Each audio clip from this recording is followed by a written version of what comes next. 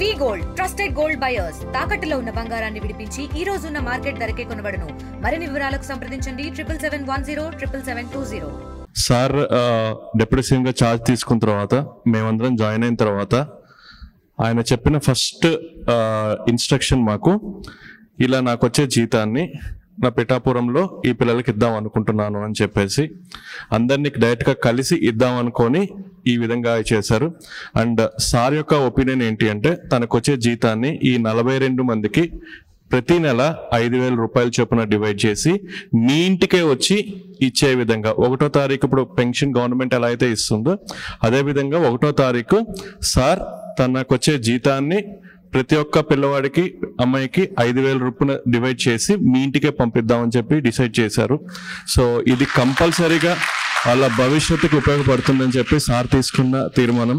Sir ఇట్లాంటి మంచి డెసిషన్లో మేమందరం భాగం అవటం వల్ల మాకు కూడా చాలా సంతోషంగా ఉంది సార్. ఒక క్రైటీరియా పెట్టుకొని ఒక ప్రాతిపదిక పెట్టుకొని ఏ కమ్యూనిటీ అలాంటి ఏమీ లేకుండా అందరికీ సమానంగా చూసి అందరికీ మన దగ్గర ఎవరైతే మనకు తెలుసు అంటే గవర్నమెంట్ వారి దగ్గర తల్లిదండ్రులను కోల్పోయారని తెలుసున్న ప్రతి ఒక్కరిని ఇవాళ పిలవడం జరిగింది. అది నెంబర్ ఎంత తక్కువ ఎక్కువ అనేది కూడా ఆలోచించకుండా పిలవడం జరిగింది. సో అందుకు నా వైపు నుంచి జిల్లా అధికార యంత్రాంగం వైపు నుంచి sir I really thank you for doing this from bottom of my heart.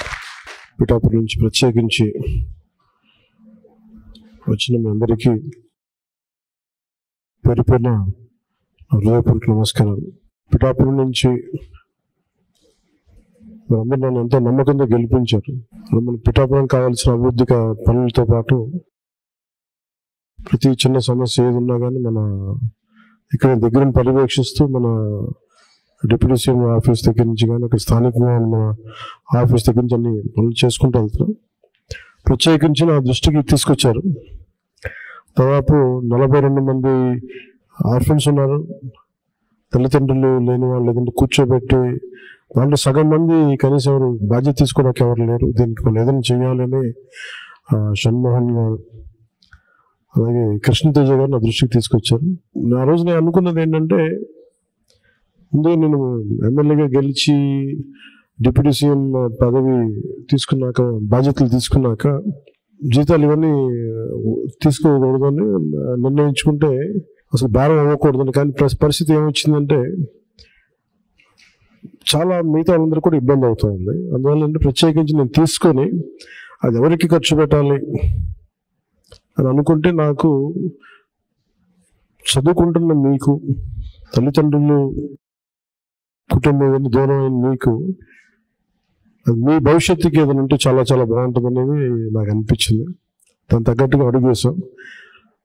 So నాకు వచ్చే జీతంలో మొత్తం ఆ డబ్బంతా ఇట్లా మీ భవిష్యత్తుకి ఈ పదవి ఉన్నంతకాలం ఈ ప్రభుత్వం ఉన్నంతకాలం మీరు సంపూర్ణంగా చదువుకునే వరకు నెలకి 5,000 రూపాయల చొప్పున మీకు అందజేయడం జరుగుతూ ఉంటుంది. ముఖ్యంగా ఇది మీకు ఎంత సహాయపడుతుంది అనేది మీరే చెప్పాలి. నాకు మన ఉన్నతాధికారులు అందరూ ఆలోచించారు.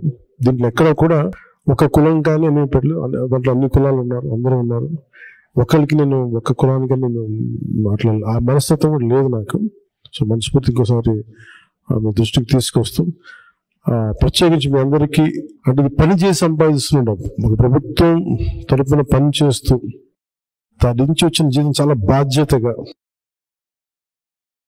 నాకు మీరిచ్చిన అధికారాన్ని తిరిగి తద్వారా వచ్చిన డబ్బుని తిరిగి ఏ పిఠాపురం అయితే నన్ను గెలిపించడానికి కారణం అదే పిఠాపురం భవిష్యత్తుకి మీరందరూ పిఠాపురం భవిష్యత్తు ఇక్కడ ఉన్న పిల్లలందరూ సో మీ భవిష్యత్తు కోసం నేను దీన్ని తిరిగి జీతాన్ని ఇచ్చేస్తున్నాను.